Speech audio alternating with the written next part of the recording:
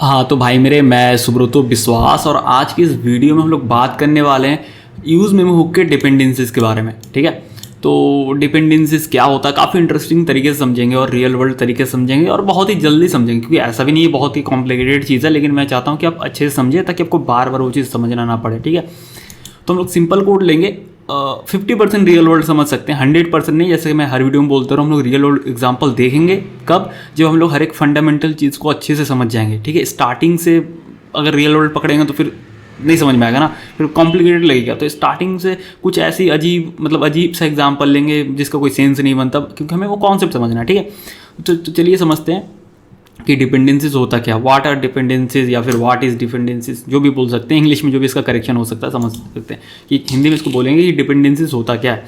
ठीक है, तो पिछले वीडियो में हम लोगों ने देखा था, एक्चुअली में अगर मैं कोड यहाँ पे निकालूँ तो पिछले वीडियो में हम लोगों ने देखा था यूज़ मेमो हुक के 2 पैरामीटर के बारे में, या फिर बोल सकते हो उसमें जो 2 आर्गुमेंट पास करते हैं उसके बारे में। तो सबसे पहला जो था वो कैलकुलेट वैल्यू फंक्शन के बारे में पिछले वीडियो में हम लोगों ने कंप्लीट कर लिया था। अभी जो है ये नेक्स्ट वीडियो है, इस पर हम लोग देखेंगे उसका जो सेकंड आर्गुमेंट हमें पास करना पड़ता है ना, डिपेंडेंसीज, उसके बारे में कि डिपेंडेंसीज होता क्या है। ठीक है, तो चलिए मान के चलते हैं कि हमारे पास ना एक काफ़ी एक्सपेंसिव सा फंक्शन है, मतलब जिसमें बहुत हेवी कैलकुलेशन लेता है, सब मान के चलते हैं, जबकि है नहीं बट मान लेते हैं। ठीक है, तो हम लोग चाहते हैं इसको ऑप्टिमाइज करना, मेमोआइज करना, जिसको बोलते हैं मेमोआइजेशन। ठीक है, ताकि वो बार बार हर रेंडर में कॉल ना हो। और क्या होता नहीं होता मैंने पिछले वीडियो में ऑलरेडी बता दिया कि क्या करने से कॉल नहीं होता, सारा कुछ बता के रखा है। ठीक है, तो जैसे मैं यहाँ पे एक वेरिएबल बनाता हूँ, कॉन्स्ट यूज़र्स करके लिखते हैं। ठीक है, इक्वल्स टू देते हैं और यहाँ पे हम लोग जनरेट रैंडम नेम्स कर सकते हैं, लेकिन क्या हुआ वो बार बार रिकॉल होगा, आपको पता है। ठीक है, तो हम लोग इसी चीज़ को करेंगे, लेकिन यूज़ मेमो हुक के अंदर। यूज़ मेमो हुक कॉल कर लिए, ठीक है, और यूज़ मेमो हुक कॉल करने के बाद इसके अंदर हम लोग इसको कॉल करेंगे। ठीक है, तो इस तरीके से एक एम्प्टी फंक्शन दे रहे हैं। एक फंक्शन हमें डिफाइन करना होता है जो हमारे रिजल्ट को रिटर्न करेगा। तो हम लोग ये जो मैंने एक सिंपल सा फेकर जेएस यूज़ करके रखा हुआ है, तो ये जनरेट रैंडम नेम्स को जो है ना कॉल करेगा। ठीक है, ठीक है, आपको डायरेक्टली नहीं लिखना है, ऐसे नहीं लिखना है। ठीक है, यहाँ पे आपको फंक्शन डिफाइन करना है जो रिटर्न करेगा आपके रिजल्ट को। तो रिजल्ट कैसे रिटर्न करेगा, वो फंक्शन फिर दूसरे फंक्शन को कॉल कर रहा है और रिजल्ट को रिटर्न कर रहा है, ये फंक्शन है ना, सिंपल है। ये था पहला आर्गूमेंट, जिसको मैं अभी ज़्यादा नहीं बता रहा हूँ, क्योंकि मैंने पिछले वीडियो में बता चुका हूँ इसके बारे में। कैलकुलेट वैल्यू फंक्शन, ठीक है, यानी कैलकुलेट करता है वैल्यू को, इसीलिए उसको बोलते हैं कैलकुलेट वैल्यू फंक्शन, ऐसा फंक्शन जो वैल्यू को कैलकुलेट करता है। ठीक है, ये तो समझ में आपको आ ही गया होगा पिछले वीडियो में। अब दूसरा जो था, मैंने बोला था कि फिलहाल के लिए मान लो कि यहाँ पे एम्प्टी ब्रैकेट देना है, ऐसा मान लो। ठीक है, अभी इसी के बारे में बात करेंगे। यही है सेकेंड आर्गूमेंट, डिपेंडेंसीज। अब डिपेंडेंसीज होता क्या है समझते हैं, चलिए। तो रिएक्ट जेएस के अनुसार dependencies are the list of variables और वैल्यूज। ठीक है, डिपेंडेंसीज क्या है, लिस्ट ऑफ वेरिएबल और वैल्यूज है। अब लिस्ट ऑफ है, लिस्ट मतलब कि एक नहीं, एक होता तो भाई सिंपल बोल देते, भाई 1 है, 2 है, नंबर है, स्ट्रिंग है, ये है, फलाना फलाना। लिस्ट यानी मल्टीपल चीज़। ठीक है, लिस्ट का मतलब ही होता है कि उसमें बहुत चीज़ होगा। आज भाई खाने के लिए क्या क्या सामान लाना, लिस्ट बना लिया। ठीक है, तो लिस्ट बना लिया मतलब क्या, उसमें मल्टीपल चीज़ें रखा। और जब मल्टीपल चीज़ हम लोग रखते हैं तब क्या जरूरत पड़ता है, एरे का। तभी तो यहाँ पे एरे मैंने लिखा ना। अगर यहाँ पे लिस्ट नहीं मैं बोलता ना वर्ड, तो यहाँ पे एरे नहीं लिखता, यहाँ पे सिंपल नंबर कुछ भी लिखता। ठीक है, लिस्ट है, यानी कहने का मतलब है कि इसके अंदर मल्टीपल चीज़ें पास होगा इस एरे के अंदर। लिस्ट ऑफ वेरिएबल और वैल्यूज। ठीक है, अब वेरिएबल या वैल्यूज पास कर सकते। वेरिएबल यानी कहने का मतलब कि भाई वेरिएबल में वैल्यू स्टोर कर लिया और वेरिएबल पास कर दिया, या तो फिर वेरिएबल में नहीं स्टोर किया डायरेक्टली पास कर दिया, तो बात तो बराबर हुआ ना, समझ गए। जैसे कहने का मतलब अगर मेरे को मान के चलो यहाँ पे वैल्यू पास करना, मैं 2 लिख दिया, वैल्यू कुछ भी हो सकता है, 2 हो सकता है, सॉरी यार सॉरी, वो टाइमर लगा हुआ था, सॉरी। ठीक है, तो भाई मैं क्या बोल रहा था, हाँ, तो यहाँ पे सीधा आप कुछ ही पास कर दो, कोई वैल्यू हो सकता है, वो जो है कोई वैल्यू हो सकता है डायरेक्टली। ठीक है, जैसे यहाँ पे कुछ भी आप लिख दो 1 2 3 4, या फिर जैसे मान के चलो 10 लिख दिया मान लो, तो या फिर आप इसको वैल्यू पास कर दो, या फिर एक वेरिएबल में रख दो, जैसे कॉन्स्ट x इक्वल्स टू 10, और आप x को यहाँ पे पास करवा दिए, बात बराबर है, यही कहने का मतलब हुआ। ठीक है, अब यहाँ पे पास क्यों करवाना है भाई, अब आगे बढ़ते हैं थोड़ा सा। तो dependencies are the list of variable और value that your calculate value function code depends on. कहने का मतलब ये हुआ इस पूरे इंग्लिश लाइन का कि डिपेंडेंसीज में आपको वो वैल्यूज या वेरिएबल पास करने हैं जिन पे आपका ये फंक्शन डिपेंड करता है। अब इसका कोई सेंस नहीं बनता भाई, क्या डिपेंड करता है, क्या डिपेंड करता है, मतलब क्या क्या इससे इसका क्या रिलेशन है, अभी आपको समझ में नहीं आएगा। मैं जैसे मैंने स्टार्टिंग बोला, मैं 50% रियल वर्ल्ड एग्जांपल दिखाऊंगा, लेकिन 100% रियल वर्ल्ड एग्जांपल हम लोग आने वाले इस वीडियोस में देखेंगे, ठीक है। हो सकता है आपको थोड़ा सा फ्रस्ट्रेशन या इरिटेशन लगता हो, भाई मतलब हर किसी को रियल वर्ल्ड चाहिए ना, कि भाई रीज़न चाहिए, तो मैं आपको रीज़न दूंगा आने वाले वीडियोज़ में। अभी हम लोग 50% रियल वर्ल्ड एग्जाम्पल देखेंगे। तो अभी के लिए आप ये समझ गए ना कि यहाँ पे हम लोग वो चीज़ देंगे, एरे के अंदर ऐड करेंगे जिस पे डिपेंड करता है, ठीक है।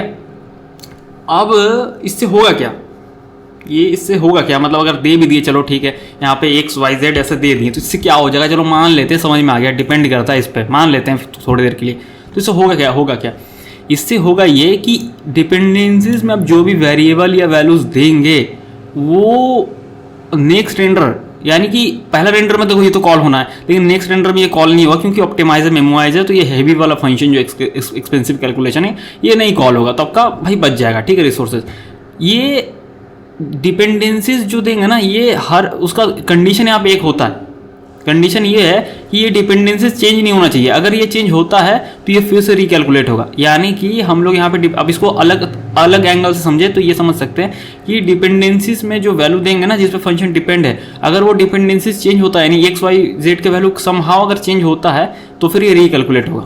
अभी भी आपको हो सकता है भाई ये इसका क्या मतलब यार सुब्रो, तो समझ में नहीं आ रहा है। चलो मैं आपको समझाता हूँ एकदम 50% रियल वर्ल्ड एग्जाम्पल देके, आपके लिए अच्छा ही होगा, आप समझ जाओगे, ये कॉन्सेप्ट आपको समझ में आ जाएगा, ठीक है। और हर एक पहला रेंडर में तो ये कॉल हो गई, उसके बाद नेक्स्ट रेंडर में कॉल नहीं होता है भाई, मतलब अगर बोला जाए थियोरेटिकली। तो हम लोग अभी देखते हैं क्या सीन है, समझते हैं, ठीक है। इसको हटाते हैं और डिपेंडेंसीज एम्प्टी रखते हैं। अभी क्या करते हैं ना, अभी क्या करते हैं इसको अच्छे से समझाने के लिए,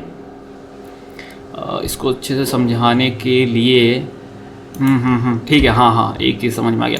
यहाँ सबसे पहले कॉन्सोल लॉग देते हैं, कॉन्सोल लॉग कॉल हो रहा है, ऐसा लिख देते हैं कुछ भी, ठीक है, टेस्ट करने के लिए, पता तो चले ये हर बार रिकैलकुलेट हो भी रहा है नहीं। रिकैलकुलेट होगा तो ऑब्वियसली ये कॉल होगा, जब ये कॉल होगा तो ये रिटर्न तो होगा, साथ में ये कॉन्सोल होगा, तो हम समझ जाएंगे, ठीक है। तो अभी क्या करते हैं, यूज़र्स है तो यूज़र्स को मैप कर देते हैं, ईवेल टैग के अंदर users dot map EL li, उसमें दे देते हैं EL, यानी हर एक आइटम जो लिस्ट आइटम में आएगा। यहाँ पे की मांग रहा है, की में भी EL देते हैं, इसको सेव करते हैं। चलिए देखते हैं भाई कहाँ चला गया यार, ये तो कुछ भी नहीं आया। क्या हो गया भाई मेरे, मैंने तो सेव ही कर दिया था यूज़र्स। अच्छा कॉन्सोल लॉग करके देखते हैं भाई क्या सीन है। गलती तो देखो हो सकता है, ऐसा तो बात नहीं कि गलती नहीं होगा। देखते हैं कॉन्सोल पे, okay फेकर dot person dot full name, अच्छा फुल नेम है भाई, फेकर चीज़ का ना डॉक्यूमेंटेशन चेंज हो गया, जो फेकिंग मतलब फेक डेटा के लिए यूज़ होता है, अब काम करेगा भाई हम भी टेंशन में आ गए थे। तो अब ये देखो 10 यहाँ पे दिख रहे हैं, ठीक है, 10 दिख रहे हैं, इसको ऑर्डर लिस्ट रखते हैं ताकि और मज़ेदार बने। ऑर्डर लिस्ट में दिखता है 1 2 3 4, हाँ, तो 10 यहाँ पे आपको दिख रहे हैं, ठीक है, सिंपल है। अब भाई सीन ये यहाँ पे ये है कि कंसोल ओपन करना पड़ेगा तभी समझ में आएगा, ठीक है। एक बार रिलोड करते हैं, ठीक है। यहाँ पे 10 अब दो बार दिख रहे हैं इसलिए क्योंकि यहाँ पे ना आपका होगा स्ट्रिक्ट मोड, इसीलिए स्ट्रिक्ट मोड को अगर मैं हटा दूंगा ना वो अच्छे के लिए होता है। अगर ये आप कन्फ्यूज़न के लिए हटा दे रहा हूँ ताकि आपको भाई ऐसा ना लगे कि दो बार हो रहा है, एक ही बार होगा, ठीक है।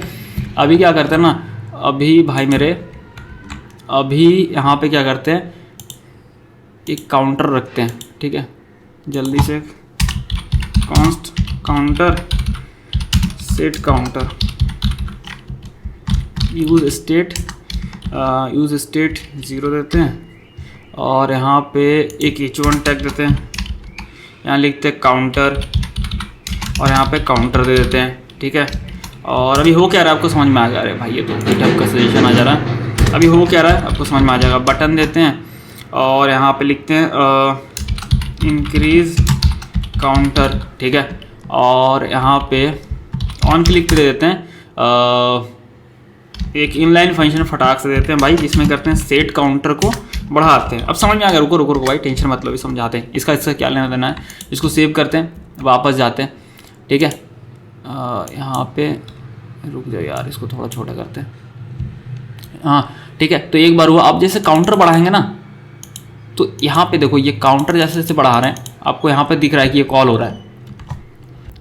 अरे सॉरी भाई मैं डर गया था यार, कॉल नहीं हो रहा है, ये तो भाई इसका कॉन्सोल लॉग हो रहा है, इसको भी हटाते हैं मेरे को ये होना चाहिए था ना, कॉल हो रहा है ये लिखा होना चाहिए था, तो पता चलेगा। देखो कॉल हो रहा है लिखा हो रहा है, काउंटर बढ़ाएंगे तो ये देखो ये रीजनरेट नहीं हो रहा। अगर हो रहा होता तो ऑब्वियसली वो फंक्शन को कॉल करता और वहाँ से कॉन्सोल लगाता ना कॉल हो रहा है, ये तो कॉल होता ना यूज मेमो के अंदर, ठीक है। लेकिन अभी देख रहे हैं इंटरेस्टिंग सा चीज़ क्या है, जो कि भाई मतलब कोई सेंस नहीं बनता। अगर मैं यहाँ पे काउंटर ऐड कर दूंगा इसके डिपेंडेंसीज में, ठीक है, काउंटर मैंने ऐड कर दिया, यहाँ पे कुछ वार्निंग देता है कि भाई ये बता रहा अननेसेसरी है, हाँ क्योंकि ऑब्वियसली अननेसेसरी है, ये फंक्शन से इसका कोई लेना देना नहीं। लेकिन मैं आपको इसलिए समझा रहा हूँ ताकि आपको समझा सकूँ फंडामेंटल कंसेप्ट। रियल वर्ल्ड में देखो ये खुद ही बोल दे रहा है कि भाई ये इसका ना अननेसेसरी तुमने डिपेंडेंसीज दिया है, क्योंकि इस फंक्शन से इस काउंटर कोई लेना देना है ही नहीं, तो इसको हटा दो। लेकिन मेरे को नहीं हटाना है, मैं आपको समझाना चाहता हूँ ना अभी, इसीलिए। तो जब भी हम लोग काउंटर बढ़ेगा ना, मतलब अपडेट करेंगे, जब काउंटर अपडेट करेंगे बटन पे क्लिक करेंगे काउंटर अपडेट होगा, यानी काउंटर चेंज हुआ, यानी जो डिपेंडेंसीज में हमने वैल्यू दिया था वो चेंज हो रहा है। और जब चेंज होगा तो ये फिर से रिकैलकुलेट होगा। देखना इस बार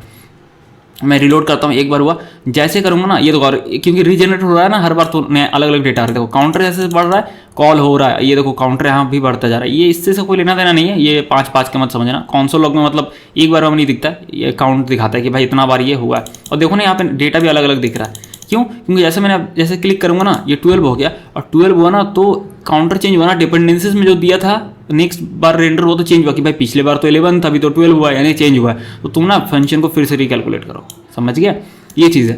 तो यहाँ पे इसका कोई लेना देना नहीं है, देखो ना, लेकिन मैं आपको समझाने के लिए बता रहा हूँ। एक लेना देना वाला जैसे मैंने बोला ना, ये 50% रियल वर्ल्ड एग्जाम्पल आपको दिखाता हूँ। जैसे कि इसका तो कोई लेना देना नहीं है, मान के चलो कैसे भाई इसको कर सकते हैं कि आपको जैसे जैसे जैसे जैसे एक सिंपल सही देते हैं कि बुलियन वाला लिखते हैं कि रीफेज्ड या फिर कुछ भी, जैसे इज रीफेज्ड, ऐसे सेट इज रीफेज्ड, ऐसा कुछ, ठीक है। इसको भाई तो कोई सेंस नहीं बनता, लेकिन क्या कैसे बताऊँ आपको रियल वर्ल्ड एग्जाम्पल, यहाँ पे कुछ ऐसा बनता नहीं है। जैसे मान के चलो, देखो रियल वर्ल्ड एग्जाम्पल मैं आने वाले वीडियोस में दूंगा, लेकिन मान के चलो काउंटर यहाँ पे कुछ और लिखते हैं, जैसे लिखते हैं काउंटर 1 सेट काउंटर 1, ठीक है। और यहाँ पे जो है काउंटर 1 सेट काउंटर 1, लेकिन यहाँ पे काउंटर लिखते हैं, यहाँ पे लिखते हैं सेट काउंटर 1 लिखते हैं, ठीक है। और यहाँ पे काउंटर 1 दे देते हैं, एक बटन इसका कॉपी पेस्ट कर देते हैं, इसमें लिखते हैं इंक्रीज काउंटर 1, और यहाँ पे देते हैं सेट काउंटर 1, ठीक है। जो आपको समझाने की कोशिश कर रहा हूँ फिर से कि अब ना अगर आप इंक्रीज काउंटर 1 को करेंगे ना, अरे यार हर बार ये टाइमर बच जाता है यार, सॉरी। तो यहाँ पे क्या सीन है कि अगर आप जो है यहाँ पे काउंटर, भाई काउंटर क्यों नहीं बढ़ रहा? सेट काउंटर 1 तो किया, काउंटर 1, भाई क्या हो रहा है? ये तो बढ़ रहा है, ठीक है।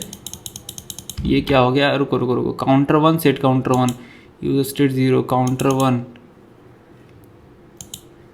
सेट काउंटर, अरे भाई काउंटर +1 हो रहा है, यहाँ पे काउंटर 1 + 1 होगा ना, ठीक है। तो जो आपको दिखाने की कोशिश कर रहा हूँ कि आप जब इंक्रीज काउंटर 1 करेंगे ना, ये काउंटर तो बढ़ेगा, लेकिन यहाँ पे ये कॉल ही नहीं हो रहा। देखो यहाँ पे लिखा हुआ भी नहीं आ रहा है कि कॉल हो रहा है, फिर से नहीं आ रहा ना, क्यों? क्योंकि ये जो स्टेट वेरिएबल या नॉर्मल वेरिएबल हो सकता है, जरूरी नहीं है स्टेट वेरिएबल, कुछ भी हो सकता है वेरिएबल या वैल्यू, वो इसके डिपेंडेंसी में ऐड नहीं है, ठीक है। तो इसको फर्क ही नहीं पड़ रहा कि ये चेंज हो रहा है या नहीं हो रहा, इसको कोई मतलब ही नहीं है, चेंज हो ना हो, 1000 बार सैकड़ों बार चेंज हो, इसको कोई मतलब नहीं है, ठीक है। लेकिन जो उसके डिपेंडेंसीज में ऐड हो, अगर वो चेंज होता है, या फिर बोल सकते हो कि नेक्स्ट रेंडर में उसका वो कंपेयर करता है, ठीक है। जैसे मैंने यहाँ पे इंक्रीज काउंटर भी तो 0 है, 1 पे क्लिक करूंगा ना, तो नेक्स्ट रेंडर अभी हुआ तो प्रीवियस वैल्यू और अभी का वैल्यू कंपेयर करेगा इस काउंटर का। पहले क्या था 0 था, और अभी वैल्यू में अभी रेंडर में क्या हो गया, काउंटर 1 हो गया, तो कंपेयर किया तो हाँ चेंज है, तो फिर से इसको कॉल करो, तो देखो ना यहाँ पे फिर से आया ना, कॉल हो रहा है, और यहाँ पे अलग ही डेटा आ गया जो पहले था, समझ गए? तो डिपेंडेंसीज होप कि आपको समझ में आ गया होगा, लेकिन ये पूरी तरीके से रियल वर्ल्ड एग्जांपल नहीं है। मैं आपको रियल वर्ल्ड एग्जांपल आने वाले वीडियोस में मतलब दिखाऊंगा। अभी के लिए हम लोग इस थियोरेटिकल चीज़ों को समझते हैं कि कैसे ये काम करता है, इसका क्या मतलब होता है, किस कंडीशन में यूज़ होता है। आगे वीडियोज़ में आपको समझ में आ जाएगा जब मैं रियल वर्ल्ड एग्जाम्पल आपको दिखाऊंगा, ठीक है। तो आशा करता हूँ आपको सब कुछ समझ में आ गया होगा। फिर भी कोई डाउट है, कोई क्वेश्चन है, तो सिंपली आप कमेंट सेक्शन पे मेरे से पूछ सकते हो, या फिर इंस्टाग्राम पे मेरा अकाउंट है तूफानी कोडर @तूफानी कोडर, आप मेरे को वहाँ पे भी मैसेज कर सकते हो। सारे सोशल मीडिया के लिंक सबको डिस्क्रिप्शन बॉक्स में मिल जाएंगे। तो फिर मिलते हैं हम लोग अगले वीडियो में।